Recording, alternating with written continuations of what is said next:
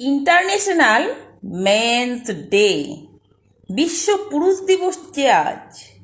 আন্তর্জাতিক পুরুষ দিবস প্রতি বছর 19শে নভেম্বর পালিত হয়।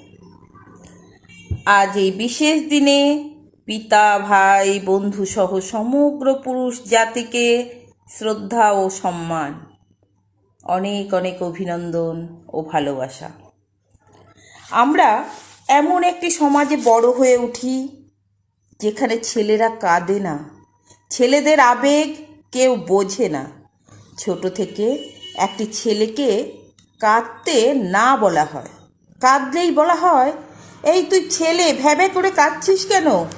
ছেলেরা এভাবে কাঁদে না। ফলত ছোট থেকেই আবেগকে দমন করতে শিখে যায়। পরবর্তী জীবনে কঠিন সময়ের সম্মুখীন হয়েও আবেগকে নিয়ন্ত্রণ